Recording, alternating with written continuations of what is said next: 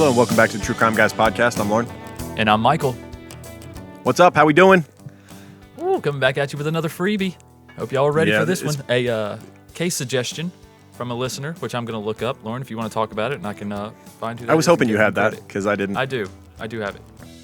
Very good case suggestion. Whoever it is, we're going to find out soon. But this case, we got an NBA player murdered. Greed is involved, of course. This case, Yes. A lot of things reminded me of our lottery winner series. You know, mo money, mo problems type of thing, where this dude made, I want to say it was $54 million or something along those lines over the course of his long career in the NBA. Ran through a lot of that money with his wife and then went missing and was found murdered. And it's a good whodunit case for you. You see this often in young athletes too, man. That come from lower income areas and then they get all this money and they're not guided. They have no guidance. No one's helping them. They're just like, hey, good luck. Now that you're a millionaire, hope you invest it well. Good luck. It's gotten better over time because a lot of former athletes, a lot of retired athletes that were very successful in pro sports have come out and they're doing conferences and stuff for rookies that go into either the NFL or the NBA and stuff. They do these big conferences with them and basically warn them about what's coming. You know, you're about to become an instant millionaire. Exactly. And you need to manage it and make it last because the average career, let's say in the NFL, is only like 3 years, and in the NBA maybe a little longer. But if you're not at the top, you know, it could be a few years and you're done. You could just be a role player and you could be out. And you better make that few years of money last for the rest of your life. That's right. And it can, but it's very difficult. I mean, especially when everyone around you is living luxurious. You know, they're living these lavish lifestyles, and you want to keep up. You know what I'm saying? It's well, even more than that. Too. If everyone else is living lavish, but then all the people you grew up with aren't, and they want some of yours, they want to be around you, they want to spend your money with you. That's also another part of it. Right. A lot of pressure. Yeah. And he was very generous with his money as well. But I want to. Then when you have a wife. Then when you have a wife who loves to spend money, you can see how that could be a problem too. And this case is an example of that. Oh, really? Yeah. But yeah, I want to give a huge thank you and a shout out to No Sucka Shit on Instagram. What? No Sucka Shit? No Sucka Shit. All right. Yeah, man. He is giving me some good case suggestions, and this one just hit just right. This Lorenzen case, Lorenzen Wright.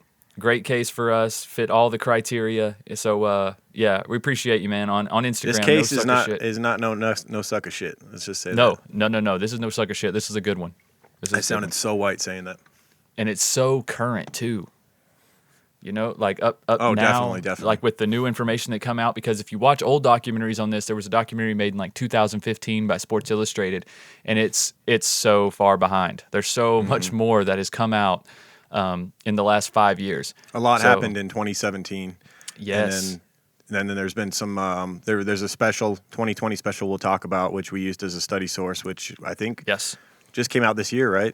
Just recently, yes, in it September? did. Yes, it did. I mean, it's all the way up until like COVID hit in the fall. So that's how current this is. I know COVID hit in the spring. I'm just saying it was all the way up to the fall of 2020 is how current this last documentary is. So this case is still ongoing as well. So. All right, let's get into it.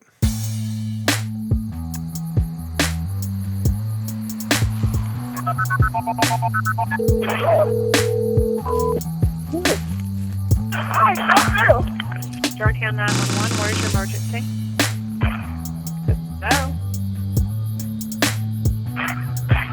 Hello? Hello? I have nothing but gunshot. Hello?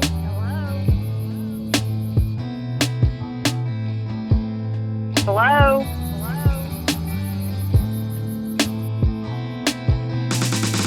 They call him Mr. Tell Me Anything. When she saw him, all she saw was a wedding ring. When she makes decisions, they always life altering. Cause she loves Mr. Tell Me Anything. They call her Miss Tell Me Not a Thing. She will gladly accept all your offerings of cash and joy and hope you bring. Play the perfect queen to match your king. But remember, she's Miss Tell Me Not a Thing. Mystery in Memphis. It's a mystery in Memphis. Mystery in Memphis. Mystery in Memphis ain't a mystery to us. Mystery in Memphis. It's a mystery in Memphis. Mystery in Memphis. Mystery in Memphis ain't a mystery to us.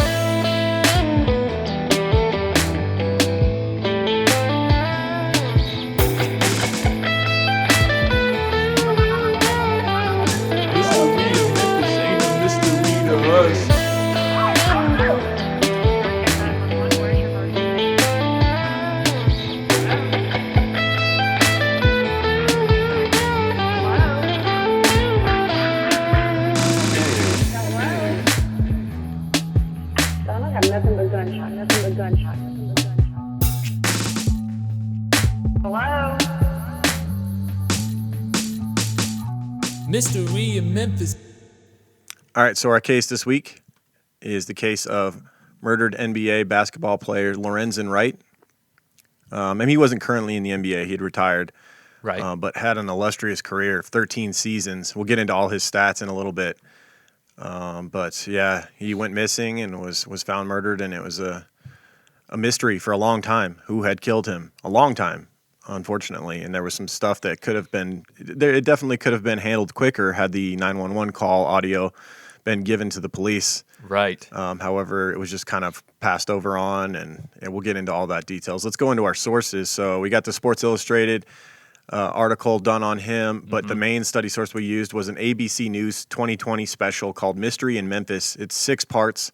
You can find the first 5 parts on YouTube, and then the 6th part you have to go to ABC's website then deal with like 900 commercials. And if you watch the whole thing on ABC's website, which you can, be prepared for the documentary to be like 3 times as long. Like every commercial break is like 5 ads, no joke. Yeah, and you can't skip them. You can't skip them. It's insane. It takes forever to watch this hour and 20 minutes. You're better off watching the 5 parts on YouTube, even though it's only half of it. You might be able to find it on cable and record it on DVR and skip all the commercials. I know they aired it on TV, so yeah, there you go. maybe you already caught it. I don't know. Yeah, that would be ideal. But yeah, we suffered through all the commercials. It took us probably 3 hours to watch an hour and 20-minute documentary, At least. or 6-part series. But it was very well done, very good. Absolutely. A lot of interviews with people involved in the case, Lorenzen's friends, lawyers, journalists, everybody surrounding this case. Even the detective, the homicide detective that worked the case, who actually, if you watch a lot of First 48, you recognize his face. He's a homicide detective down in Memphis. I keep saying West Memphis, damn fucking case. Yeah. Down in Memphis. Right. Yeah, I recognized him. I'm like, where do I know him from? And then I was like, oh, yeah, that's the detective on the First 48. Yeah. He worked to this case as well. I didn't realize that Memphis had such a high crime rate. You know, I didn't realize like in 2017, I think was one of the stats on the thing. They were the 3rd highest crime rate in U.S. The state or the city with the 3rd highest crime rate in the U.S. I don't know who they're behind. I'm guessing they're behind Chicago and probably like New York or L.A. or something. But that's crazy for us. I know Memphis is a big city, but it's still a smaller southern city compared to, you know, bigger metropolises like L.A. and you know, so it kind of surprised me that crime was that ridden. But that would explain why you see that detective's face so much. You know, there's a lot of shit he's working on. But the 2020 special, I think, was the best overall encapsulation of information of this case. I like how I didn't feel. I watched it and I was using it for the crime line, and then I would go look at other articles, and I'm like, yeah, I already heard this on the documentary, and I heard it for the 2020 special, and I heard it through the mouth of the people involved too, so I can really, you know, put clout on it. Exactly. So yeah, I felt like that's all I needed for this case for sure. It was very well done. Right. Because this case has been out so long, and it is a mystery. Like, we don't know the specifics, but we do have a lot of clues. So there is a lot to go through. And I think, you know, with this long time period, this happened in 2012? 2010. Okay. So over the last 10 years, you can imagine pretty much everything that's come out on this case that we're going to find out has pretty much come out, in my opinion. I don't think anything else is going to happen unless somebody rolls. And I don't think anybody has a reason to. But we'll get into that. Right. Well, I could see the person that we believe to be the killer writing another book, maybe. I was getting some more information from that. Well, yeah, but it's all alleged. It's like the OJ book, It's a the fiction if I book, did it, man. It's a fiction, right. but it's like so close to home. It's crazy. Yeah. I always get real suspicious when someone who's not an author, never wrote anything ever, and then writes fiction, and then it's also closely based to their life. I'm like, how great is your imagination? Right. I don't know. I just feel like you're It sounds like you wanted to write a nonfiction, but you didn't want people to know the truth about you, so you just called it fiction. That's what it sounds like. There you go. It sounds a lot like that. Yeah.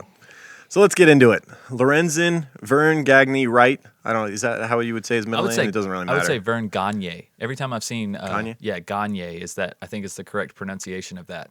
I've always seen it as a last name though. So maybe that is a last name. Maybe that's a hyphenated last name from his parents or grandparents maybe. Yeah. So yeah, because his parents weren't they weren't together anymore. Right. When from a young age. So Lorenzen Wright was born on November 4th, 1975. He shares a birthday with Jeff Probst from Survivor and Matthew McConaughey. Oh, okay. Jeff Probst. All right. I recognize that name. So he's the host of Survivor? Yeah. Oh, okay. But I mean, he's eclipsed by Matthew McConaughey, who's next, because literally I have the two names next to each other, and I put McConaughey in bold, of course. It has I to see be. that. I see that. That was a good move. You know what drives me nuts is I'm pretty sure that the line from the movie is all right, not all right, all right. Everyone adds an extra all right, and it drives me nuts. Huh. I could be wrong, but I'm pretty sure it's all right. Oh, man. But it's one of them. Everybody adds an extra one. It's one of them Mandela effect things. Yeah. People made it to be truth. Yeah, so people have said it enough, yeah. Anyways, I love about those high school girls. Yeah, I know. I get older, they stay the same age. That's... I actually, every time I hear that line, I actually think of Brian from Family Guy. Remember that he was doing like that cameo as Matthew McConaughey? You ever seen that episode? No, I never watched that show. Brian and Stewie? Oh my God. Every time I see that, I think of Brian standing up against a wall with a Matthew McConaughey wig on. Brian's the dog, if you don't know. And he's standing up against the wall with a McConaughey wig on, and like Stewie's standing there too, and like these girls walk by, and he's like, "You know what I like about high school girl?" And it's like, for some reason, it's not creepy because he's a dog and a baby, right? But still, Stewie's like all creeped out by him. It's pretty funny. But I think of that, it's like almost eclipsed the actual movie for me now. Right. I can see why a dog saying it makes it way better. Yeah, I know. Yeah. So. Lorenzen was raised in Oxford, Mississippi. His mother's name was Deborah. She plays a big role in his investigation, and she's just one of those mothers like we've seen in this podcast over and over again. A mother scorned, man, you don't want to mess with them. Nope. She was up the police's ass every day, and we'll talk a lot more about Deborah in a little bit. I loved her. No quit in her. No. And his father was named Herb. His father, Herb, was a professional basketball player who competed in Finland and once had a tryout with the Utah Jazz. So didn't quite make it in the NBA, but was a top-level basketball player nonetheless. Right. When Lorenzen was 7 years old, his father, Herb, was working for the Memphis Police Department when he was paralyzed by a gunshot to the back. Oof. Yeah. That's rough. And his parents, I believe, at this time had split up. They hadn't been together for a while. I didn't know that about his father. But they both still played roles in their lives. So his father lived in a different city, I believe. Right. So that's why his father was seated in almost every interview and every shot. That's why, correct? Yeah. You know what? I didn't think about that either, but he was, huh? Yeah, I just now realized that. I wonder why he never stood up in court or anything, but I didn't know that he was paralyzed. I just thought maybe he was just over it, and that was just his way of grieving. People would grieve in different ways. But, yeah. Okay. So in 7th and 8th grade, Lorenzen was already playing with high school kids in basketball. He played for Lafayette High School in Mississippi before moving to Memphis, where he spent his senior year playing for Booker T. Washington High School. And they made this move because they wanted more competition for Lorenzen. They could see that he had the potential to make it to the pros, and they needed to get him to a more competitive school. That's wise. And that's when they moved to Memphis. Yeah. Yeah. That makes a big difference, man, getting that exposure. I mean, especially if your 8th grader's like 6'10", yeah, you might want to make a move. He might have a future. Yeah, because scouts and stuff, they can, if you're only playing with like at a normal high school with normal kids, they can always speculate like, well, he's not playing any competition. How would he do against better players and whatnot? That's right. And that's the mentality to bring. Well, let's go show him he can compete against better players. Yeah, I have a great example. There was a kid that I grew up with playing like recreation ball, and then later we ended up playing like travel baseball together and stuff. And he was very good. Like he could stay with any team he played on. But when he went to high school, his parents, he was raised by his grandparents who were somewhat wealthy, and they just could not fathom the idea of him going to public school. And he went to private school and played in this little league. And I remember reading about him in the paper, just like every game, he would go like 4 for 4 with 3 stolen bases, 2 home runs. Yeah. And he's just dominating, right? And he pitches, like he pitched a shutout. And I'm like, it's just not fair. Like he doesn't belong there. But because he was there, even though he was putting up these crazy stats, nobody looked at him. No college gave a shit. Yep. No, and I was like, man, if you would have just came to a public school, even a 2A, 3A school, you would have got noticed. But, but that just goes to show you where you play matters. It doesn't matter how good you are. It matters where you play, and if you don't get that exposure, then nobody finds you. That's right. There's been a lot of talented people who never got discovered, probably just they didn't, their parents didn't take them down the right path or for whatever reason. Oh, absolutely. They didn't get enough eyes on them. Absolutely. It's hard to miss the eyes are easy to find Lorenzen though, because as he matured, he eventually settled in at 6'9". Yeah, kind of hard to miss. No matter what school he was playing for, it's kind of hard to miss him. And it's hard for him to miss the net or the basket when you're 6'9". You could pretty much just reach up and put the ball right in. Right. Imagine, like I don't know, I could grab rim and stuff. I could never quite dunk. I'm 6'1". Right. Imagine adding another 8 inches. It'd be different story. Dude, I think if I was 6'4", I could dunk. For sure. Because it was just a matter of getting the ball over the rim. I could get it to where it would the ball would kind of go over the thing. I could get it up there. I just couldn't get the damn thing down and in. Right. A couple more inches, man. Hey, I didn't need to be 6'9". I could be like, I think you're right. If I was 6'3", 6'4", I could get it in there. Exactly. It's harder than it looks, man. Especially on a 10-foot goal. It's harder than it looks. The NBA players make dunking look so easy. The people that can really jump, though, like regardless of your height, like those people, they make it look so effortless. It's so odd because like people that can't jump make it look so hard and they go like a couple inches off the ground. Yeah.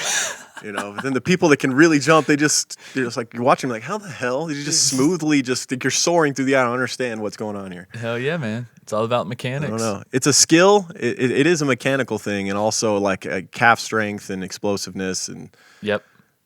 There's some short guys that can dunk no problem. Oh, no doubt. It's doubt. Definitely. I think it's definitely also a lot of practice too, for sure. Oh, it is. It's a lot of practice doing things right, and then also you have the adrenaline when you're playing in games and against people. You know what I mean? It's a lot harder. Oh yeah. I feel like it's a lot harder to do something amazing just in practice. Like if somebody just hands you a ball in an open gym and it's like dunk, it's like, oh well, shit. Right. This is a little more difficult. You have no adrenaline. You have nothing pushing you to excel. You're just like, oh man, I hope I don't like break an ankle or get. It depends on your character though too, because some people the nerves, if it's in a big game, they can't do it, whereas in practice they can do it no problem. So it just depends on if you got that clutch gene or not, I guess. Excellent point. Apparently Michael does. Hey man, I like it because you don't even know what nerves are, bro. I like. I don't know about all that now. But yeah, I like to think I thrive under pressure. I don't know. Michael can't dunk unless the crowd's roaring. Yes, and, thousands watching. Then all of a sudden he's just like, and then Michael I'm like just throwing down windmills. I don't even know what's up. Like dunking from the foul line and shit. That's right. So in his junior year of high school, Lorenzen dated a girl named Shara. Her dad was the coach at the time of his team, and Shara was several years older. So he's a junior in high school. She's a junior in college. Ooh. And they began hanging out. I don't think the 2020 special insinuated that they kind of hung out for a while before they dated, but I don't buy it. It's like, dude, if they were hanging out, they were getting it on. Oh yeah, they were young and he's a junior in high school, man. He's living up, man. He's like a hero among his high school. He's a junior in high school, and he's already probably like 6'9" at that point or 6'7". Right. That's what I'm saying. He's a hero there. Yeah. So. As their relationship blossomed, Lorenzen was smitten and blinded with infatuation for Shara. She was very beautiful. Right. Especially at the time. She saw in Lorenzen a future. She knew that he would probably make it to the pros at some point and become a millionaire. He accepted a scholarship to play for the University of Memphis and was recognized as a third-team All-American by the Associated Press as a sophomore. And while at the University of Memphis, he drew huge crowds to watch the local boy dominate the court. He was beloved in Memphis. Yeah. And a lot of this comes from the fact that he stuck around, went to college there, and eventually he goes on to play in the pros in Memphis as well. Be one of the very few people that plays all three levels in their hometown. Right. It kind of sucks that Mississippi just gets like kicked to the side, even though Mississippi raised him. You know, he grew up and played most of his basketball and training and whatnot in Mississippi. And then he only moved to Memphis as a high schooler. And they're like, homegrown boy. I'm like, well, not exactly. Yeah, you're right. Mississippi needs a little bit of credit for this as well, you know. I don't know. It's just my opinion. It's my opinion. Not exactly a homegrown Memphis boy if he only went He to outgrew it, though. He outgrew Mississippi, went on to Memphis, you know. Yeah. That's why he went there, was to get more competition. So Oh, right. maybe Mississippi should get more competitive. Oh, yeah, for sure. I don't know shit about the South. I don't know what I'm talking about. I mean, Memphis is more competitive, yeah, for sure. And you're going to get more looks. I mean, Mississippi is one of the poorest states in the country, man. I mean, that's just what it is. Yeah. Yeah, it seems like they're stuck in time, like back in time a little bit, I've heard. Yeah. Yeah, there are a couple states around here that are. So in 1995, while Lorenzen was a sophomore at Memphis, Shara gave birth to a baby boy they named Lorenzen Jr. So he's now a father, young man, father, but he always wanted a big family. Yeah. That was something he always wanted. He was a hard worker, great kid, and it was not going to be a problem for him with everything on his plate to be a good dad. Between classes, he was visiting his boy and getting in as much time as he could as a father. Right. Then in 1996, after his sophomore season at age 20, Lorenzen decided to declare for the NBA draft. He decided it was time.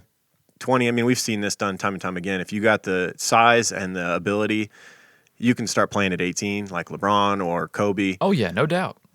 No doubt. And almost any sport. You can hang with those guys. Yeah.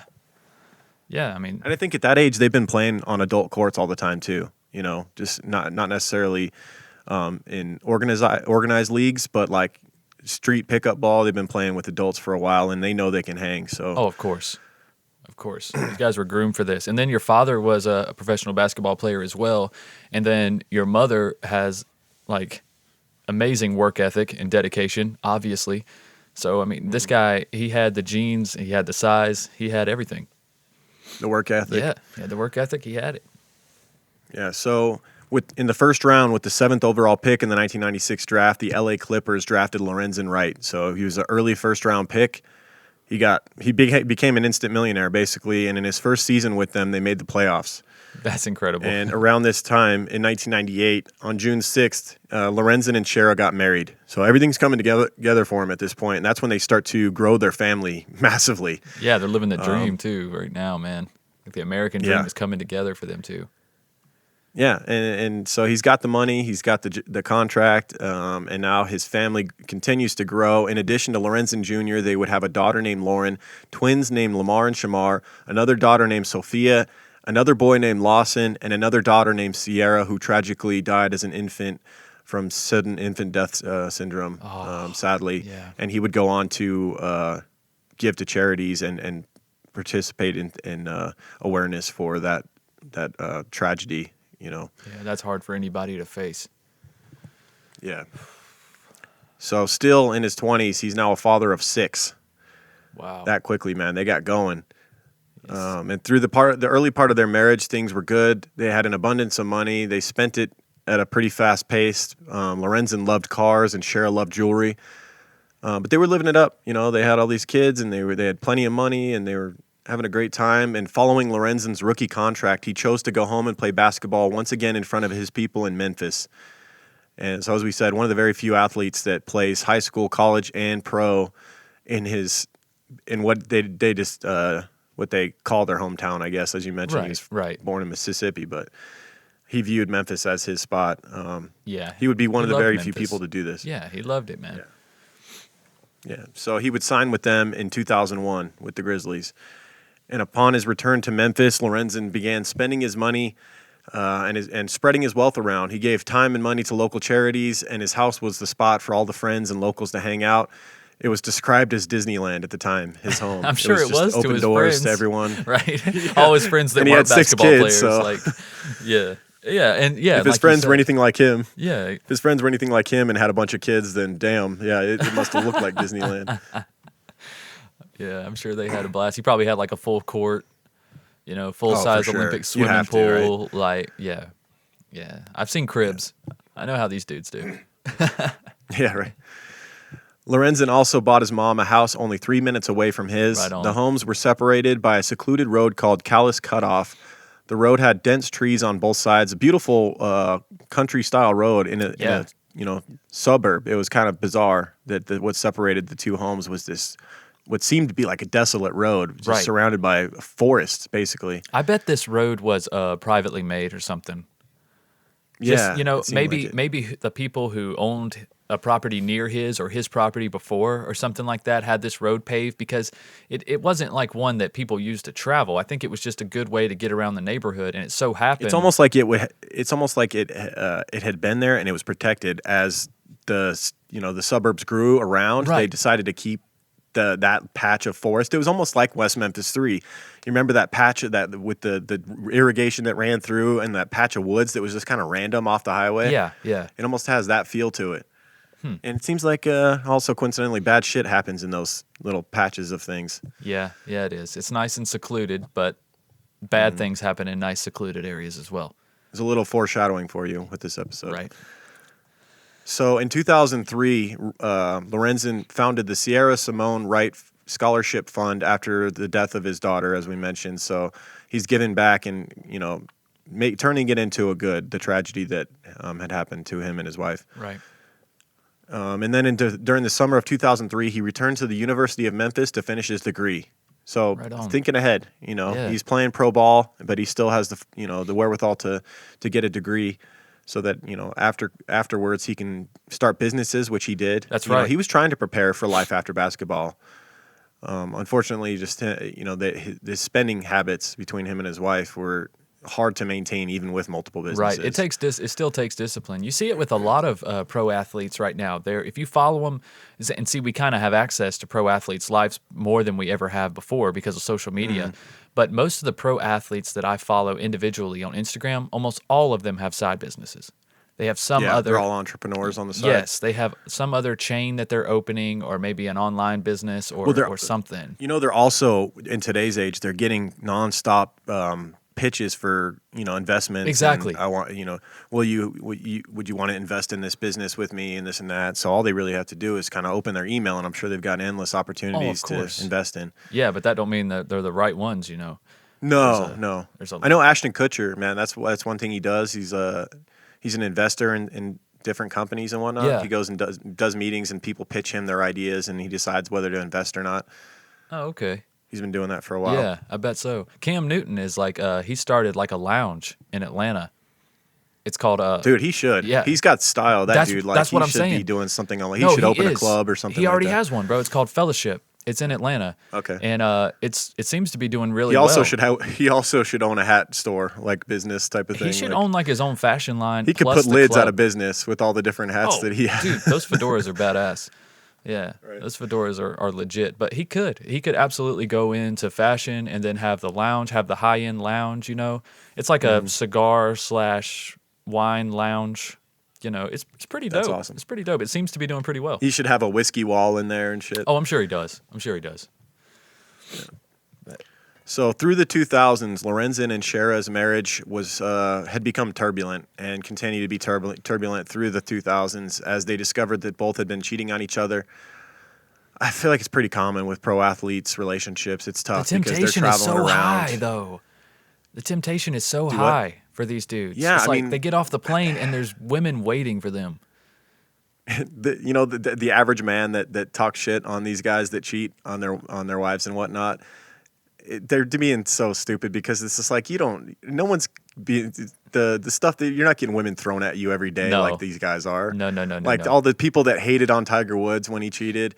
It's like the dude everywhere he goes, every plane he gets off of, there's women waiting for him, like knockout, like some of the most beautiful women in the world are throwing themselves at him on a daily basis. Now, Bob down at the fucking factory, when's the last time a beautiful woman threw herself at you, bro? Right. If that guy's out. cheating, he's trying. Like, fuck you, Bob. Yeah. Like, it's different, right? Yeah. It's like what we said about them with like the emails of all the business opportunities and whatnot. It's the same thing. It's like the opportunity is endless when you're in the forefront, you're a millionaire and everyone knows it. Yep.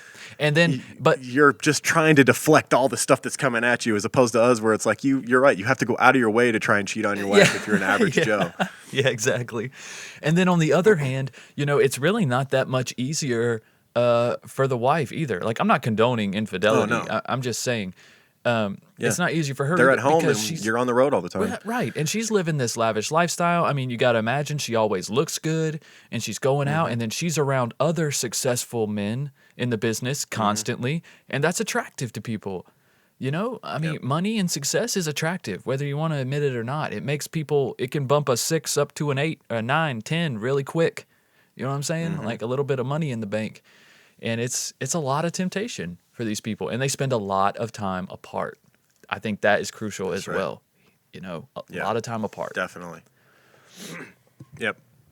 And so, he was always on the road. And when he would land in different cities, there would be women waiting for him. They knew that that the visiting team was coming into town, and you hear stories of a lot of pro athletes have multiple phones. They got phones for the women at the different cities and different area codes. Yeah. Things like that. So how it goes. Lorenzen played for the Grizzlies from 2001 to 2006. Then he played for the Atlanta Hawks from 06 to 08. Then the Kings for one season, and finally the Cleveland Cavaliers from 08 to 09, which would end up being his last season in the NBA. And his stint with the Cavaliers, he actually played alongside LeBron. Oh, nice. Yeah. So goats. We'll go through some of his career stats. In his final season with the Cavaliers, he played alongside LeBron. The record was 66-16. They finished first in the Central Division and ended up losing in the Eastern Conference Finals to the Magic. Over his career, he averaged 8 points and 6.4 rebounds a game. He played in 778 NBA games over 13 seasons, tallied up 6,191 points, 4,943 rebounds, and 622 assists. Wow. So very, very solid career in the NBA. No Maybe doubt. not Hall of Fame status, but like very solid 13-year career. Can't ask for more than that, Absolutely. Consistent player. Yeah. Yeah, definitely. And as far as like leaving the Grizzlies, some of that stuff's out of your control. I believe he got traded at least once. So, Right. It's a business. That's so right. You can't have to always remember just that. play where you want to play forever. That's right. They don't really care about your happiness where you are because you're getting paid millions of dollars. So That's right. That's right. So as his career came to an end in 2010, so did his marriage. In 2010, Shara filed for divorce, and Lorenzen agreed that it was time. They wanted to keep it civil as they wanted to be fair to their 6 children. And following their divorce, Lorenzen moved to Atlanta to live with his buddy Mike. I think this is kind of a rebound period for him. He's trying to figure out what he's going to do now. He moves out of his massive home that he's lived in with his wife and 6 kids for all these years, and now he's living in a condo in Atlanta with his buddy. So I think he's just trying to figure out where he wants to go with his life at this point. right. However, Lorenzen and Shara continued to see each other. They continued hooking up and even talking about starting over. At one point, Lorenzen even proposed again to Shara in front of their children, and she said yes. Oh man, those kids have got to be confused. They're like, what the hell's going on? It's like watching a ping pong game back and forth between their parents. Wait, I What is going on thought you here? guys hated each other. Oh, we're moving back in. Okay. All right. Yep. Yep. Oof. Yeah. And so this is where things start to take a turn, and we're leading up to Lorenzen's disappearance. So Lorenzen was frequently making trips from Atlanta to Memphis to see his family. One of these trips was on July 19th, 2010. While in Memphis, Lorenzen was supposed to meet with Shara and go to his daughter's dance recital. Shara had, called him and asked him, "Hey, when you're here, let's go to your daughter's recital." Right. There was also a baby shower, I believe, that was in his family Yes, that for his his mom was sister. expecting him to make it to. That was for his sister, yeah. Okay. Yeah. And so that day, on July 19th, he departed Atlanta at 10 a.m., and upon landing in Memphis, I believe he touched down in Memphis and was out of the airport at around 1 p.m. He called his buddy Phil and wanted to hang out with him. His buddy Phil had just gotten a new car, and he'd been begging Lorenzen to go riding around with him in it. You want to show up the new whip? I hear you. Of course. I hear you. Yeah. So Phil picked up Lorenzen at the airport in his new car, and the two drove around the city together for most of the day. Lorenzen even took a selfie with Phil's cell phone at 8:13 p.m., which would end up, sadly, being the last picture ever taken of Lorenzen while he was alive. I hate those pictures in these cases, right? The picture that happens like the day of is always the creepiest picture. I know it's just in hindsight, it is too. But the picture when you look at it, you're like, something looks a little off, right? He's not really smiling. He just kind of looks. He looks like this is his last picture, and he knows it. I don't know why. Yeah, I don't know why. Yeah, it's got an eerie feeling to weird. it. He's just sitting in the passenger seat, and it's just like a close-up selfie of his shoulders and head, and that's it. But it just seems it was the worst picture that I saw of him throughout. Like, oh, no doubt. Him I mean, and seeing his face a million times. Very good looking dude. So photogenic, right? As like, there's not a Yeah. bad picture of this guy out here. And then, ironically, the one he takes of himself is probably the worst. It's usually the opposite. Very easy. Yep. Yeah, and so Lorenzen was hanging out with his buddy Phil, and I guess they were going to have a father-son night that night. They were going to go out with their boys, their sons, and have fun that night. Oh, yeah. However, Phil and Lorenzen started getting calls from Shara, and Shara was upset. She wanted Lorenzen to come home, and Phil ended up dropping him off. Lorenzen told Phil that he was going to go in and calm down his ex-wife and hang out for a little bit, and then he would call him, and they would still go out later. Okay. However, Phil did not hear back from him, did not receive that call to come and hang out again. And the next thing that happens in the timeline of this story is at 12:13 a.m. that night, Germantown Police Department receives a 911 call. There is audio that you can listen to out there. It's in every like documentary and special about this case. Yeah, I probably put it in the intro. I'm sure you've already heard it in the intro. There was no caller ID, and the dispatcher is unable to get a location for the caller, and the dispatcher is trying to ask who it is and what's going on, but it's kind of incoherent. Screaming and gunshots. There's many gunshots heard. The caller is clearly in distress, and I believe the caller, all they said was "goddamn," and then was basically being shot. It sounded like. Yeah, and then you have the 911 operator just saying hello, hello. Yeah, hello, constantly. I think there's like 11 gunshots. Wasn't there something like 11 gunshots? There was a lot. I don't know. Yeah, I never counted them, but there was certainly a lot. It's pretty creepy audio. Yeah, and then the lady's like, all I hear is gunshots. And then we do nothing with the call for some reason. Oh. Yeah, and so for whatever reason, the dispatcher chose not to do anything about it. And I guess they said in the 2020 special that after talking to the police station that was the dispatcher did the right thing according to protocol, I guess. Because the call was pinged outside of their jurisdiction. So they were like, oh, okay, well, that's not us anyway. But why not notify so let's not the people? contact the jurisdiction. Exactly. That, hey, some stuff's going on. Exactly. Give that information to the jurisdiction that needs to handle it. And then nobody did it. It was like it was just set on hold and nobody ever picked it up. You know what I mean? That's basically what happened here. It was just nobody did anything wrong per se, but also nobody went out of their way to make sure that this was taken care of. Yeah, and because of this, what could have been the investigation for this murder could have gotten started right away. Things would have been different. There would have been a lot more evidence. Obviously, the body would have been in much better shape. Right. Because from late July 19th, no one had heard from Lorenzen for over 4 days. So following, him being picked up at the airport, riding around with his buddy Phil, and then being dropped back off at his home, following that, no one has heard from him.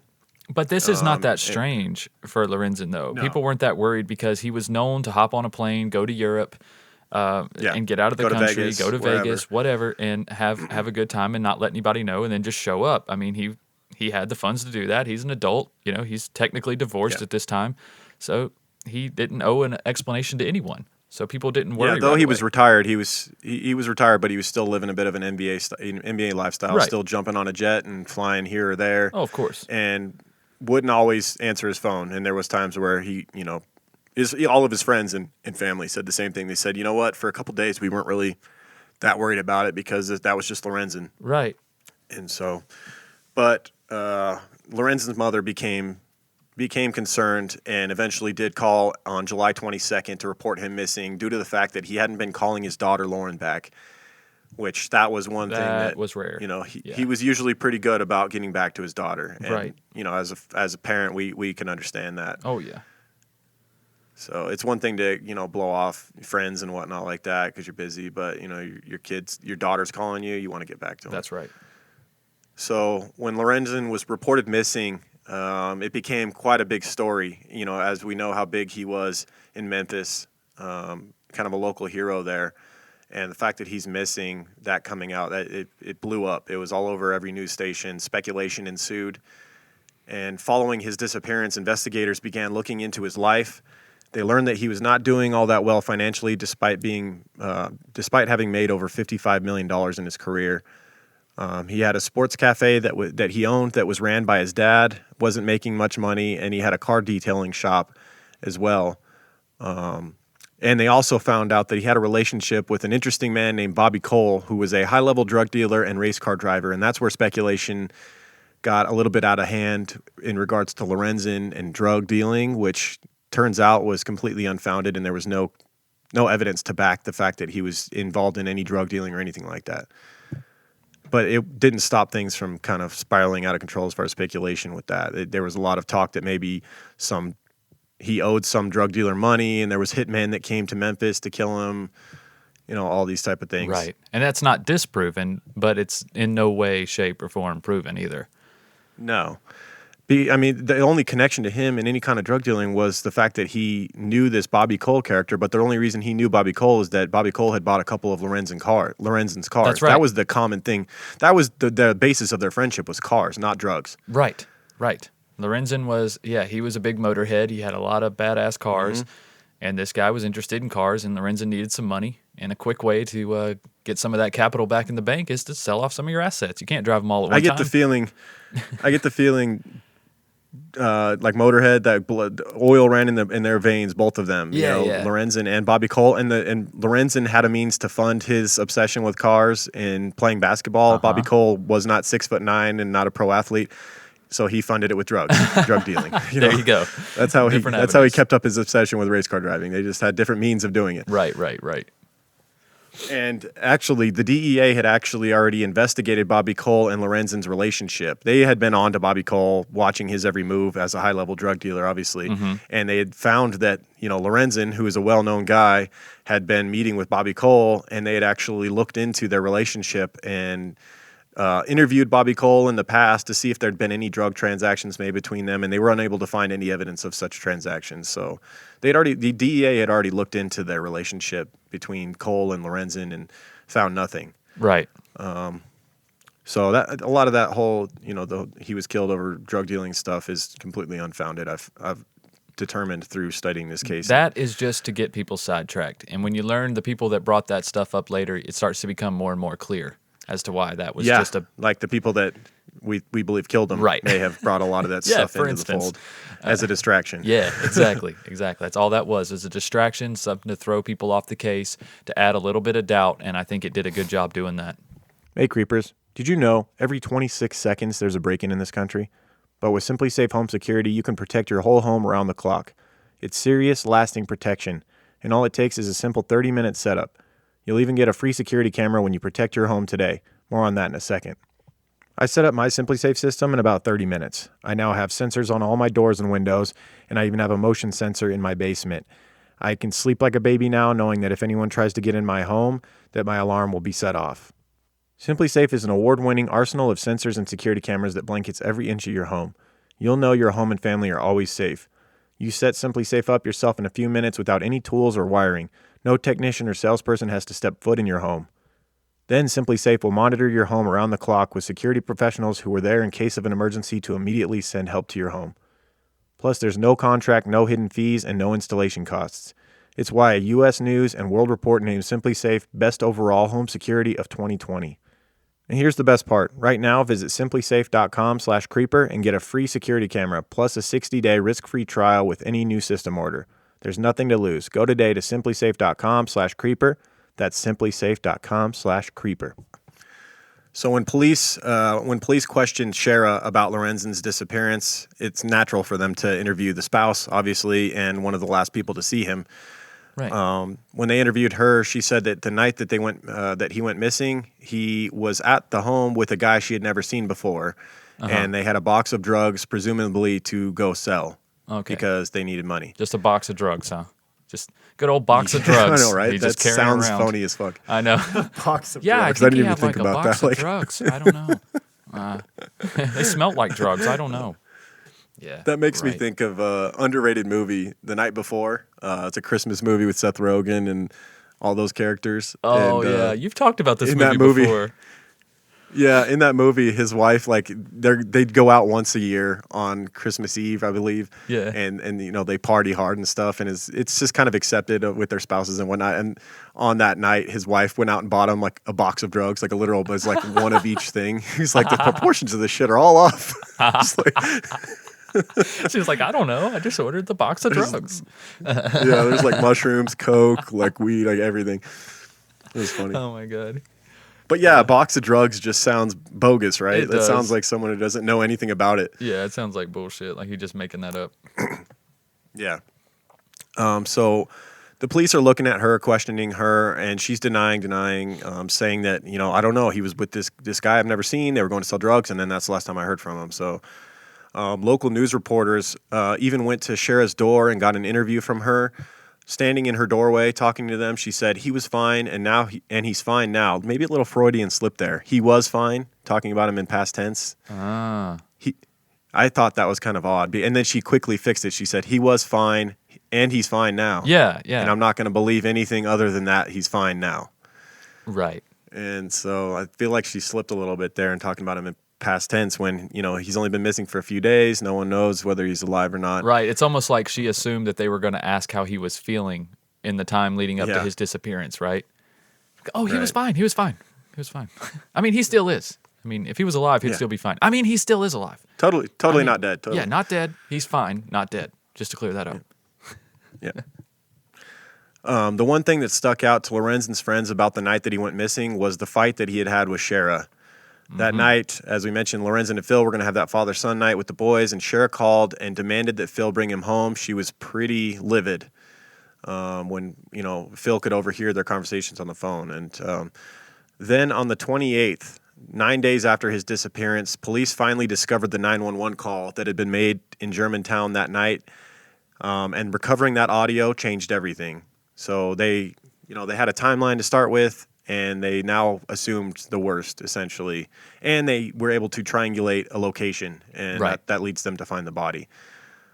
Basically, they found the 911 call by just they were running out of options. They were running out of leads with this. Time was passing by, and they just, you know, started looking at anything they could, and they started, you know, was there any calls made around the time that he disappeared? And then sure enough, they find this audio call that was never really passed along like it should have been, in my opinion. Can you imagine them changed the timeline listening? of everything? Can you imagine the police or whoever it was that looked this up listening to this and going, "Oh my God, like how is this not followed up? This is embarrassing. Like how do we hear 11 gunshots or, you know, at least 11 gunshots in a call and then we don't even trace it. We don't even go there. I mean, in 2010, come on, man. Mm-hmm. Come on. Yep. Yeah, so with the phone call that had been made to 911 that night with the gunshots and whatnot, police were able to get through cell phone records, the towers. They were able to ping the towers where the phone call had come from, and they were able to locate a heavily wooded road that goes from Lorenzen's mother's house to his former home and now Shara's home, Callus Cutoff, which we had talked about earlier. The kind of creepy road that went between his former home and his mom's home that's just very densely wooded, and some bad stuff could happen in there and not be found for a while. Oh, no doubt. Yeah, so they go there, and pretty much right away, that same day, they located Lorenzen's body, badly decomposed after being exposed to the elements. This is the southern summer. This is July. Oh, yeah. In Memphis. And so after being exposed to the elements for 9 days, what remained of Lorenzen's body only now weighed 57 pounds. Yeah. You're not going to make it out there in the woods, bro. In the summer, all the animals are going full-fledged, too. Yeah. Like, everything out there. It's 57 pounds. This is a man that was what? He was probably 250? I think he was 270. He was 6'9", like 270. 270. And ended up down to 57 pounds in just 9 days. I mean, a body can decompose very quick in that summer heat. That's probably close to what his skeleton weighed, I imagine. He's probably just not much left more than a skeleton at that point. Right. And they found that he'd been shot at least 5 times. They showed, the one thing they did show is where his body had been found, and it was like, a black outline in some like dead grass where his body was laying. Right. Not a whole lot of effort to hide the body. It seems like it was like right off the road and laying in an open area. Right. It seems like you could have at least half buried him, something, I don't know, but the crime scene nonetheless, because it took so long for them to find him, left very few clues, and there were no witnesses, which made it a very difficult investigation. Initially, investigators, friends, and family's main person of interest was obviously Shara, and Lorenzen's mother was always Deborah. She was always very weary of Shara. They never had a great relationship. They got along because, the grandkids, as far as Deborah, she wanted to stay civil so she could be close to her son and close to her grandkids, but she never liked Shara. Of course. And now that her son went missing, she was basically pointing right away to the police to say Shara did this, in my opinion. Right. However, from the investigation side, Shara was initially forthcoming and took away a lot of their suspicion. However, in the middle of them questioning her and whatnot, she suddenly decided to lawyer up, which was weird to them. They're like, she was forthcoming, she was doing a good job, like our suspicion was being kind of squashed, and then all of a sudden she lawyered up and she didn't want to talk anymore. Meanwhile, Lorenzen's mother was relentlessly pestering police every day to find her son's killer. And as time passed, and this case kind of went cold. Meanwhile, Shara became a pastor at her church. She was always involved in this church, and after Lorenzen's passing, she became more involved and became a pastor. Yeah. She then spent many days in court defending herself after Lorenzen's father opened a lawsuit against her for spending too much of the money. She got a $1 million settlement, life insurance policy settlement from Lorenzen's death. It was like $1,033,000 for Lorenzen's death, and she was blowing through this money.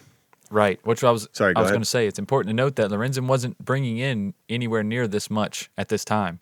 So he was literally worth more dead to her and the kids. You know what I'm saying? Well, yeah, especially because they were divorced. So she gets the whole $1 million instead of getting a piece of whatever he's bringing in, which isn't as much. Exactly, which is the child support, alimony, or whatever it is. Even though I'm sure it gave her a lavish lifestyle still.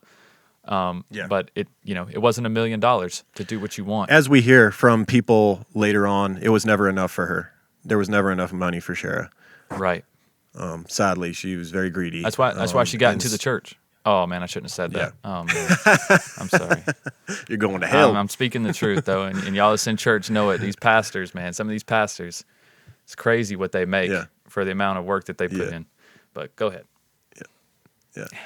Well, they deserve a bigger piece for spreading the word, spreading the gospel. Doing God's work.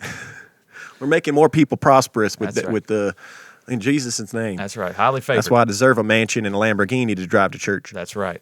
Jesus would want me to. Yeah. So Shara was spending the $1 million life insurance payout on extravagant items for herself in Lorenzen's father's opinion. Mm-hmm. So Herb believed, that her buying 3 Mercedes within a few months of Lorenzen's death was not in the best interest of the kids long term. No. That $1 million that was there so that, the 6 kids could have something as they become young adults, pay for college and whatnot. There's a lot of expenses, but she was buying multiple cars, jewelry, and you name it. She lived a very extravagant lifestyle. Right. So she was in court every day defending herself against Lorenzen's father on that case. And meanwhile, she later tried to get even more out of the estate. So then in 2012, to everyone's surprise, Shara released a book called, quote, Mr. Tell Me Anything. This book was supposed to be fiction, but didn't appear to be fiction. It appeared to be clearly about her relationship with Lorenzen. It was, Right. And I'll read you read the description of this book. I looked it up on Amazon. You can find the book on Amazon, and the description written by Shara for the book, Michael's going to read right now. Okay, here it goes. It says, falling in love with the same man of her dreams over and over again was not a difficult task for Sharon Robertson. She had cherished Mr. Tell Me Anything so long that her fragile heart didn't even know how not to love him. After 6 years, the couple settles into a troubled marriage. Despite the inherited challenges of parenting and relating to their obvious differences, they continue on. With the constant chaos surrounding women, new acquaintances, family, and greed, their efforts would soon appear to be ultimately in vain. Combined with the newfound lies and deception, she finds herself questioning his commitment. Her belief in true love propels her to fight for what she had envisioned from the start. But despite her nurturing efforts, corruption and deceit took their stable places in his life. A breaking point is reached. She makes a life-altering decision. Does it work out for good? Did all his lies finally catch up to him? Would he or she pay the ultimate price? Now, what do you think that she makes a life-altering decision? What do you think that was? Was it maybe to kill her husband? I'm going to say, her ex-husband. I'm going to say it was to alter her husband's life into non-existence. Yeah. Yeah. Did all his lies finally catch up to him? I'm going to say, in your opinion, yeah. Yeah. Right. And so a lot of that stuff in the book, so there was an interview by a journalist. He hit up Shara following the release of her book, and he met her at a restaurant. It was very loud, but he recorded their interview. He talked to her for like 90 minutes. Yeah. And interviewed it at the table and asked her a lot of hard-hitting questions. And in the interview with this journalist, she admitted that the male character in the book was based on Lorenzen. And she insinuates that Lorenzen, quote, had a problem with keeping his hands to himself. And a lot of times, a lot of stuff in the book insinuates domestic violence. She insinuates that Lorenzen hit her and whatnot. Hey, in the book. Not giving any credit to that or whatnot, but did you notice something in the way that Shara talks? Did you notice that her, like in the more recent interviews, like later on, it's like in the early pictures of her and videos and stuff, she looked fine, but in the later interviews, it was almost like her jaw was a little bit crooked. It almost looked like she had like a droopy eye too. Yeah, it looked like on the one Later side, on. like maybe she suffered a stroke, or maybe she took a hard I would hit say to the jaw. that's kind of what it looked like. That's kind of what it looked like. It looked like she had suffered a stroke because it seemed like one side of her face was not. Her face wasn't symmetrical anymore. Where it really was, she was gorgeous. Yeah. In her early life. Right. So I mean, that's. But that's typical under to the say stress. That's because Lorenzen hit her. There's no real proof of that other than her saying that, and now we know what she is. She's a killer. Right. But I'm wondering if she's like milking that because she never gave any explanation for that either. But she very well could have suffered a stroke under, I'm sure, the stresses that she was under. Whether she is responsible for this or not, it's still a lot of stress and could put someone in that situation. But I just found it very odd, the way that I did notice that. Yeah. So just want to bring that up. She also said that the sequel to her first book was 90% done, and that the male character, much like Lorenzen, would be murdered in the end of the sequel. Spoiler alert. Wow! So way to ruin your own book. Yeah, I know. Sure. Well, the interviewer, the journalist, he straight out asked her. He's like, he won't let it go. And and is the character killed in the end? And she basically said yes. Damn. Yeah. Yeah, what a weird place for an interview. Like you said before, the restaurant was so damn loud. It's like she might have wanted a public setting, Yeah. I don't know. Yeah, that's a good point. And so this book goes out, and she's getting hit up for all kinds of interviews. And the next journalist that interviews her was a guy named Kelvin Cowens. And she puts her spell on him, and he breaks the code of journalists, and he gets into an intimate relationship with Shara. And the two even end up moving together to Houston, and he spends 3 years with Shara in an intimate relationship. He's around the boys, the kids all the time. However, and he's interviewed in the 2020 special, Kelvin, and he's coming out with didn't he say he's coming out with a documentary about her later on? Yes, he is. It's called about the relationship. What is it? A Million Reasons or something? Yeah. I think it's called that's A right, Million Reasons. Yeah, it's supposed to be coming out very soon, I guess. 1st of 2021, I'm guessing. That title, A Million Reasons, would insinuate that maybe the reason she killed him was $1 million. Oh, I see what you're doing there. It's a good wordplay. So, and the S in reasons is money. Is a money sign in the logo. I saw the logo for the doc. So, that's a good assumption there. So Shara gets with Kelvin. They spend 3 years together intimately. However, eventually he said that Shara's complete obsession with money drove him away, and he left her because he was like, at a certain point, it's just like, I can't believe that this is still just all about money. So after the whole lawsuit between Lorenzen's father and Shara was finally settled, she was still going after more money in the estate, trying to get more money from Lorenzen's family and whatnot. It was never enough, and he just was like, I can't believe this. I can't believe she's got everything she could need or want, and she still wants more. Oh yeah, and it just bothered him. It was never enough. Yeah.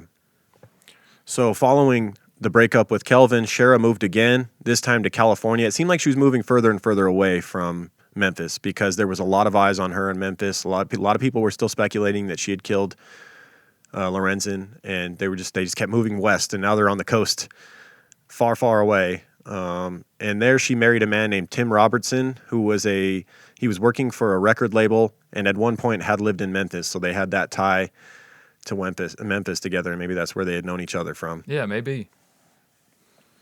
And it's at this time in the story here, it's 2017. It's been 7 years since Lorenzen was murdered, and there's still no justice. But the biggest break in the case was about to be announced. So in November of 2017, police suddenly announced that the gun used in the murder had been found in a lake in Mississippi. Oh no! And you're thinking, how did they suddenly find this gun in a lake? I know, right? Like, and they had to have gotten tipped off, right? It's like, why are we back in Mississippi all of a sudden? Yeah, this is weird. And so that's when the First 48 detective I talked about that I liked that was interviewed in 2020, he's like, when I heard that, I knew that someone got desperate and talked. That's what happened. Yep. And, of course, he was right. The gun was found thanks to Shara's cousin, a guy named Jimmy Martin, who was currently in jail for killing his girlfriend. He had been convicted of second-degree murder for the killing of his girlfriend and was awaiting his sentencing when he, in basically a Hail Mary attempt, offered up information about Lorenzen's murder in an attempt to try and get a lighter sentence for the crime he was facing. I don't think he got anything for that, though, did he? I think he got nothing. Yeah, he just kind of gave it up, and it helped further this case, but then he got nothing out of it. But he could have very well been involved. So I think that's the right thing to do. He was. I mean, according to him, he helped to clean up the scene later. Yeah, there's no way he did more than that. If he knew where... you're right. He could have been there. If he knew where this gun was, come on, man. He probably did more than he wouldn't... If he's trying to get a lighter sentence for killing his girlfriend, then he wouldn't admit to killing another person. Actually killing Lorenzen, yeah. Right. Yeah, that won't help. So Jimmy tells investigators at this time that Shara and a man named Billy Ray Turner had killed Lorenzen. Billy was a landscaper and kind of a nobody, a guy that kind of flew under the radar. Nobody knew. Mm-hmm. He was this landscaper that had mowed lawns in the area, and he was a deacon at the local church. Jimmy said that this wasn't the first time either that they had tried to kill Lorenzen. So basically, Shara had hired these two to kill Lorenzen in the past, and it didn't work out the first time. They had gone down to Atlanta. Remember when Shara and Lorenzen first got divorced, and Lorenzen moved down to Atlanta to live in that condo with his buddy? That's right. Right when that happened, Shara allegedly had gone down there with these two gentlemen, Jimmy and Billy, to try and kill Lorenzen. She had actually gone into the condo. She'd gone down there and she called up Lorenzen and went to the condo. He was staying out with his buddy, and his buddy was like, it was kind of weird that she just kind of showed up to the condo down there. It's like they're divorced. Why is she here? Yeah. And she's walking around this condo, and she apparently left a window unlocked. She unlocked a window to the condo so that Billy and Jimmy could get in there and kill Lorenzen that night. Yep. That night, Billy and Jimmy went into the condo and found that Lorenzen wasn't there. It was one of those late nights that Lorenzen was, out who knows where, partying or something, wasn't home. All they found was Lorenzen's buddy on the couch sleeping, and decided since he was sleeping and he wasn't the guy they wanted to kill, they just would leave. just left. So they left, and yep. Well, you don't want to add any more attention, killing another innocent person.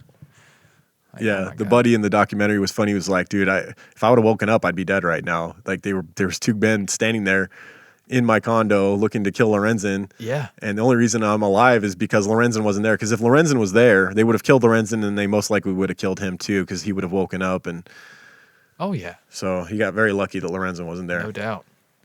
He got lucky he didn't wake up too, man. God, I feel like I would have woke up. I'm a light sleeper when it comes to stuff like that. I feel like when I can hear, because I always sleep with a fan on, and I feel like when people like walk in front of the fan, which is, they would have to walk in front of the fan to come to my side of the bed. I'm gonna hear the difference in the fan. Oh, that's your little alarm system, huh? Yeah, because I know I wake up by it, because when one of my kids have a bad dream or something, like my youngest daughter, she's 7, and occasionally when she has a bad dream, she'll come in there, and I can hear her come in front of the fan, because it's like, yeah, and you hear that gap, and you're like, whoa, what the hell? I don't know. It's like something in my subconscious. It wakes me up, and I'm like, "What are you doing in here, girl? You scared the shit out of me." Well, Lorenzen and his buddy, all they needed was some Simply Safe sensors on those windows. That's right. And it would have been Simply Safe. No problem. That's right, man. Hey, don't sleep on those Simply Safe. So Jimmy said that a couple days after Lorenzen's murder, Billy asked him for help with locating the gun, which they had dropped during the murder and disposing of it. So. They come to him, Billy and Shara come to Jimmy, and they say, "Hey, we killed Lorenzen. This is where it happened, and we lost the gun during the murder. We need your help to find it, and we need to get rid of it." And so that's where he says he went with them to that road on the patch of woods. They found the gun, and they took it to a lake in Mississippi where they threw it in, and that's how he was able to tell investigators that the gun was in this location, and they were able to go there and actually find it, which corroborated everything that he was saying. The one thing that you're saying, which is totally true, is that he absolutely was most likely there during the murder. He may have very well been the guy that actually killed him. That alibi makes no sense. First off, you shoot someone with a gun. How do you lose the gun? Like, what are you doing? Yeah. What are you doing? How do you lose the gun in that quick time? And also, let's say you kill somebody with one other person. Why are you going to go tell somebody else and make more loose ends and have them involved in it? Even if you trust them, that doesn't make any sense to me whatsoever. Both of those gentlemen were there. I'm not sure if Shara was there or not. Probably not. But are you even 100% convinced that Billy Turner was there?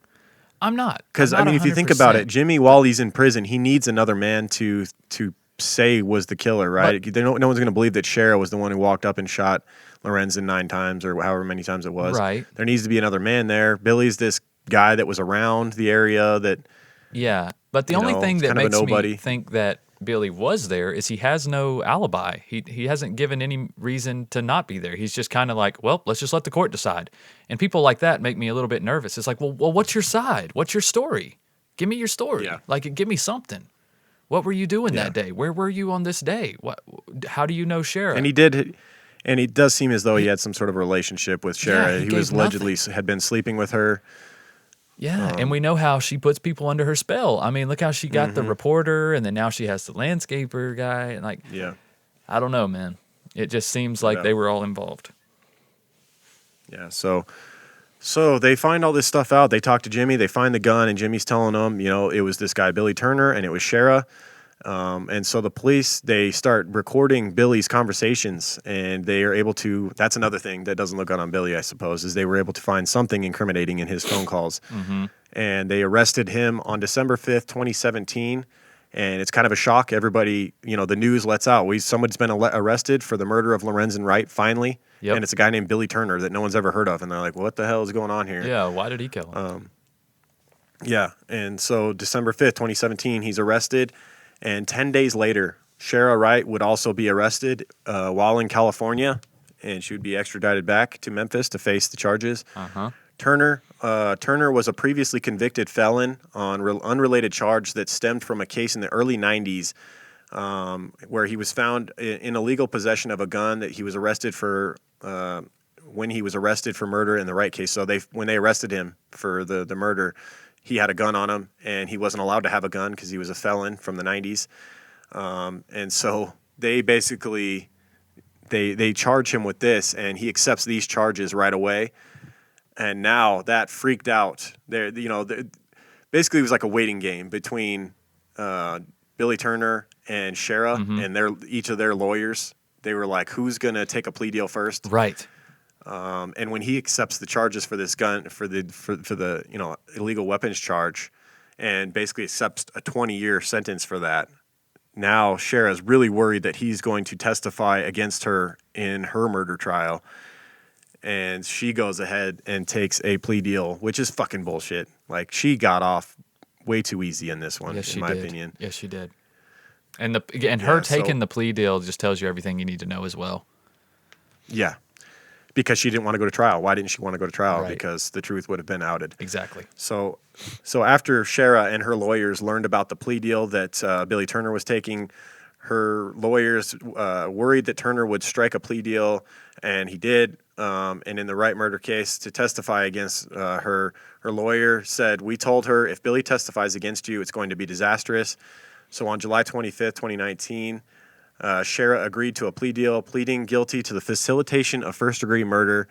Prosecutors agreed to a lesser sentence of 30 years in prison for parole, with parole eligibility for which she could be released as early as 2026. So she only had to serve a third of the 30 years before she'd be eligible for parole. Right. So 10 years for facilitating, quote unquote, the murder of her husband and father of her 6 children, which is just despicable, in my opinion. It makes it so much worse that you have 6 kids with this man. Right. He's an important figure in the 6 children you have in their lives. Yes. A big, one of the hardest things to replace is a father figure for your children.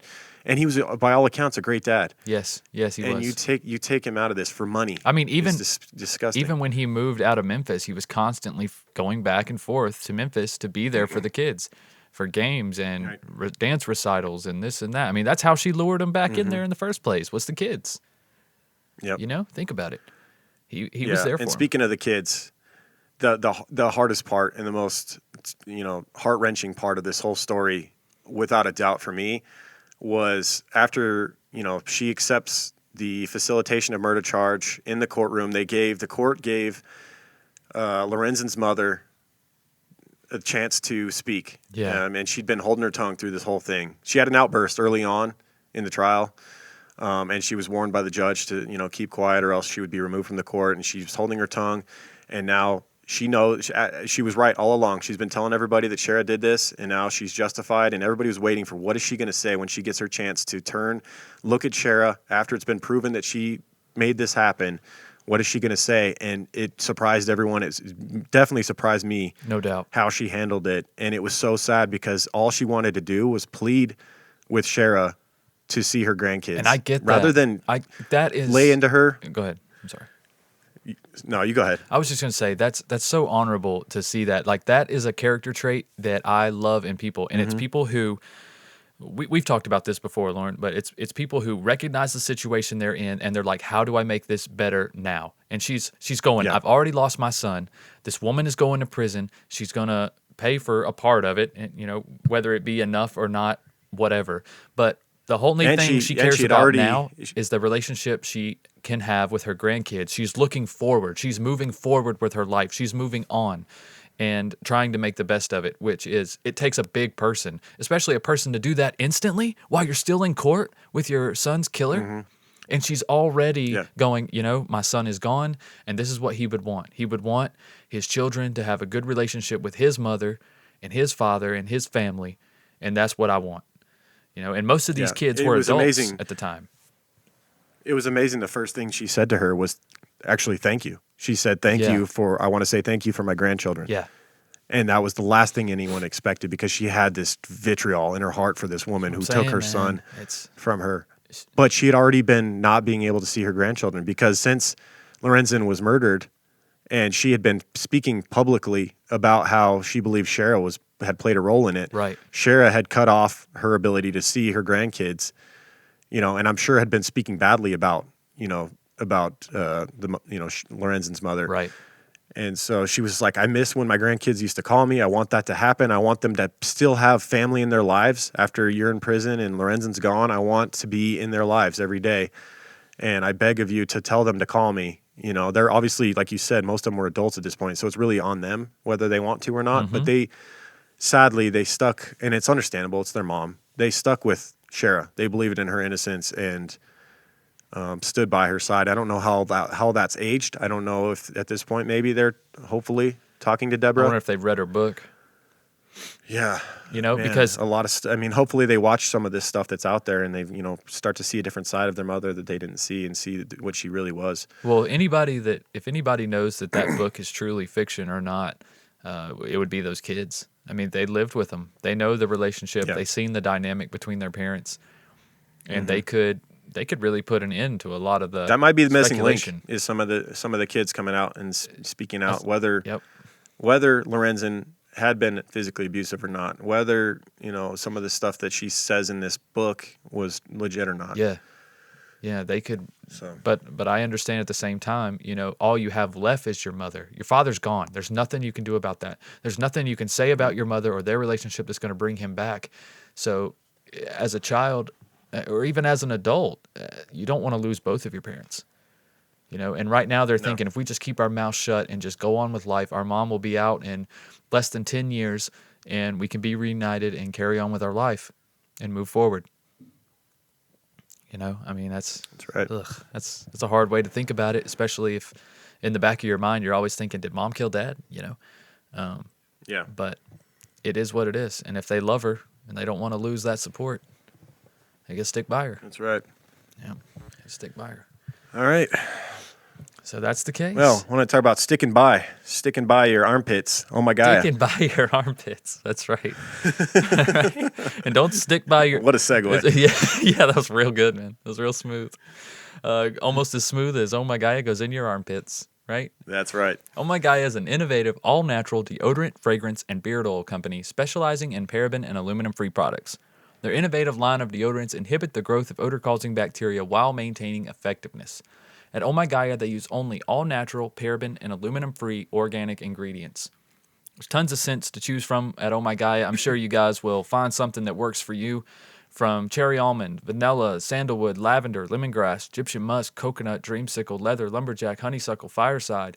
And we have our very own scent called True Crime Pine, guys. And there's always new scents being rotated into the shop. Make sure you check those out, and also in oils and beard oils as well.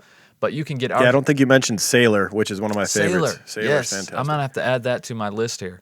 But Sailor is a great, and it is now a staple. I think it started out as like a temporary thing, but I know when she sent me samples, me and my wife who stole that scent from me, but we loved it. I was like, yes, Sailor is amazing, as well as Barbershop too. That was another scent.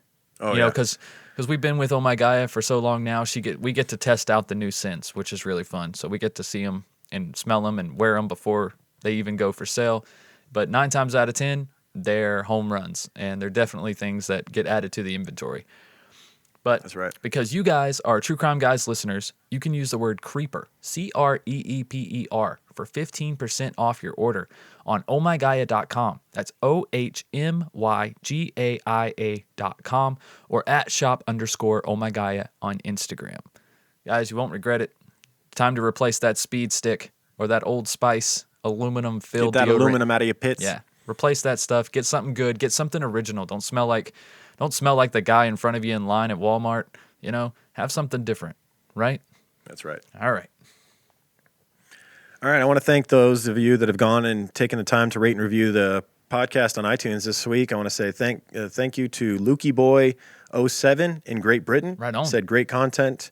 Awesome, my number one go-to podcast. Oh, thank you very much. Love the Janelle Potter song. Oh, thank you. And love the chemistry between you two, but your English accents need a lot of work. Oh, come on. All right, sorry, mate. Yeah, sorry. That's I have a cup of tea Australian again. We got another Great Britain one. We got Maddie. Okay. Maddie123 in Great Britain said, TCG, best out there. Brilliant podcast listening from England, and it's a great snapshot of America. Even enjoy the mentions of sport. No idea what they're talking about, but they can do no wrong. I don't know if we're a snapshot of America. I don't know if we can take that kind of responsibility. But thank you. Thank you very much for that. We do our best. We're on each coast, so we cover the whole land there. Oh, yeah, that's true. That's true. We are from completely different sides. Been across it a few times. Yeah. Okay. So we got Mom5132 in the U.S. said, still listening, 5 stars. Good job, guys. And I just ordered from Oh My Gaia. Oh yeah. Smart decision. Then we got Randy B in the U.S. said, love it, 5 stars. Love your podcast, great content and voices. Love all the accents. Been binging old episodes, and your audio cuts and skips sometimes and goes up. Yeah, we know we think that's mainly Apple. Yeah, we don't really know what's going on with that. If you try it, hasn't been much of a problem lately. Yeah, if you try it on another platform, it should work fine. I don't know what's up with that. It was infuriating for me when that was when we were getting nonstop reports of that. Yes, and it felt like we were helpless. We're doing everything the same. We're listening back, and it sounds fine. Yeah. But for some reason, some people were experiencing issues with audio skipping around. I don't get it. But it's so inconsistent. There's nothing you can do about it because of the inconsistency. Even if it was just one app, I feel like we could be like, hey, don't listen to us on such and such. But it's not. Yeah. Because somebody will comment and they'll be like, hey, listening on Apple Podcasts skips. And then like 2 people will respond and be like, I was listening on Apple. It was fine.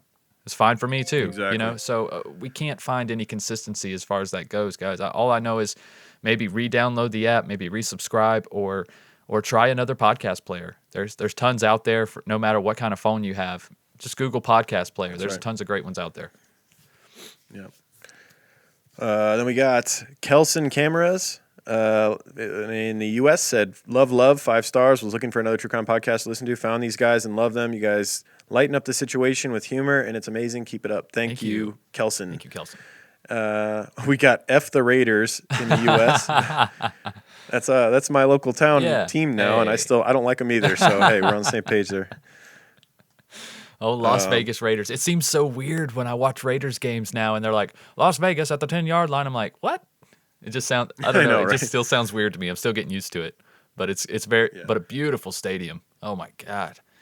Hey, something's magical about Vegas, man. Teams come here and they have instant success. You look at the Golden Knights, what they did in their first few seasons. And the Raiders are doing great. And then the Raiders come here and all of a sudden they're good. Like, what? They're good, man. The stadium, hey, you look good, you play they're good. Legitimately good now. Hey.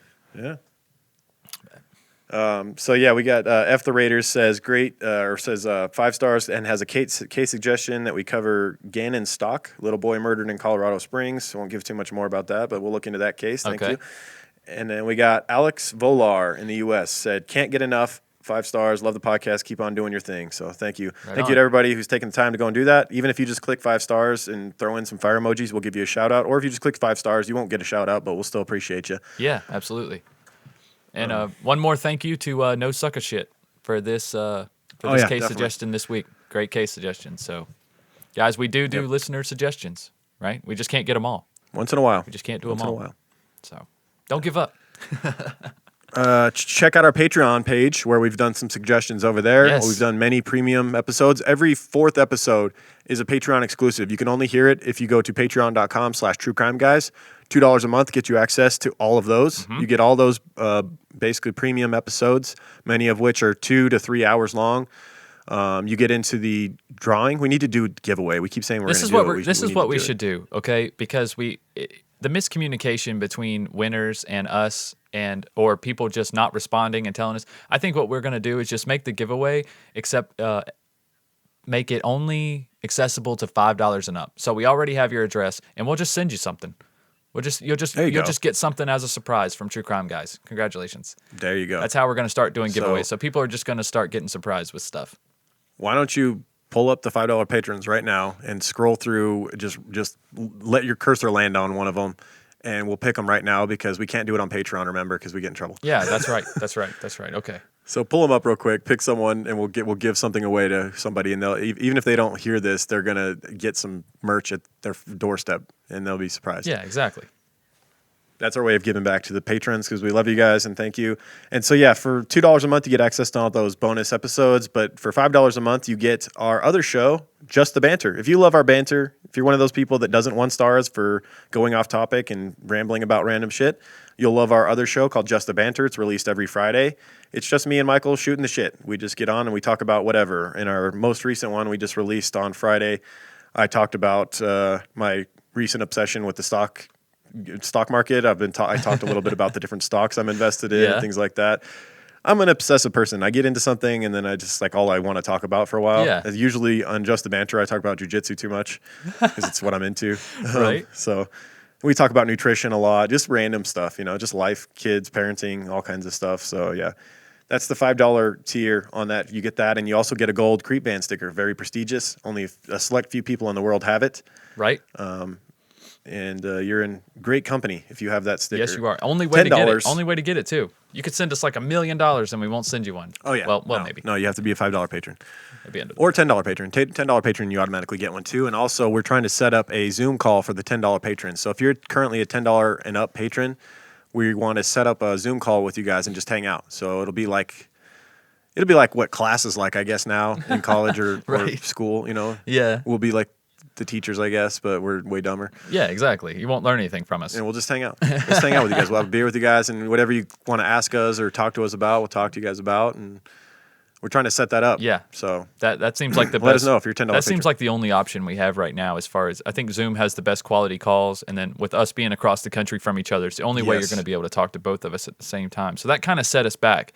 Before, when we would do Skype calls, we would just do it while we're in studio together and sit beside each other and talk to people. It was no big deal. So that's why that perk has kind of fallen to the wayside. It's just trying to organize that and get 3 different people minimum all on the same schedule. It's harder than it sounds, especially in this crazy year of 2020. But if we just set up a Zoom conference and then whoever shows up that's within the $10 tier, they show up and then we'll hang out with them. If one shows up, then we'll hang out with you. That's what it is. Okay. All right. Yeah, that works. So I have a winner. I have a winner here for the giveaway for this month. Wait, drum roll. Yeah, sure. Drum roll. She is a $5 patron, Amber V. You will be receiving something in the mail from True Crime Guys very soon. I don't know. I'll probably send you something from our new shop, truecrimeguys.threadless.com. Guys, if you haven't checked out our new shop. So when you buy that, we get a cut back of it. So that's right. If you guys haven't checked out that new shop, go check it out, truecrimeguys.threadless.com. Lots of cool shit on there with new updated True Crime Guys logos and designs. Some old designs that just got a little twist to them. But the link is below the description. Also, the Redbubble link is still down there, too. If you guys are just like old school OG listeners, you just like the old shit, that's fine, too. If you want to get Let's Go Do Cult Shit shirts, hoodies, whatever, all that stuff is still available as well, guys. Redbubble.com. That link is below the description as well. There you go. Do that. And also, go check out our other show. Yes. It's a part of True Crime Guys Productions, Strange and Unexplained. Strange and Unexplained. New episodes every week. That's right. If you like unsolved, missing persons, strange phenomenons, weird cults, definitely check out Strange and Unexplained. New episodes are released every Monday, pretty much like clockwork. I've been give myself a pat on the back here, but it's because I released them early on Patreon, so it makes it easy to schedule the post for Monday. But that's neither here nor there. But if you're on Patreon for Strange and Unexplained, patreon.com/SandU podcast, you get new episodes on Thursdays instead of Mondays, so you get the Thursday before, and you also get access to 2 other shows that I do, one being Strange Shorts and one being the Palate Cleanser podcast. So lots under the True Crime Guys Productions umbrella, and we just want to keep evolving, guys, and keep bringing you new stuff to listen to. There's also Strange and Unexplained merch available at truecrimeguys.threadless.com as well. So, all right. Is that it? Lots to listen to, lots to support. We appreciate you guys very much. However you support us, just listening to True Crime Guys on the free feed, we love you. Or if you're supporting every show, we love you too. So that's right. We'll see you guys next week for another freebie, and that's about it. Keep creeping. Keep creeping, guys. True Crime Guys, in the desert we like a mirage. It's okay if you clicked on us cause you thought we was True Crime Garage. Now we ain't mad at you, sit down, let us talk at you. I'm talking to the creeper army, we out here making murder, get murder, get murder. True Crime Guys, in the desert we like a mirage. It's okay if you clicked on us cause you thought we was True Crime Garage. Now we ain't mad at you, sit down, let us talk at you. I'm talking to the creeper army, we out here making murder charming.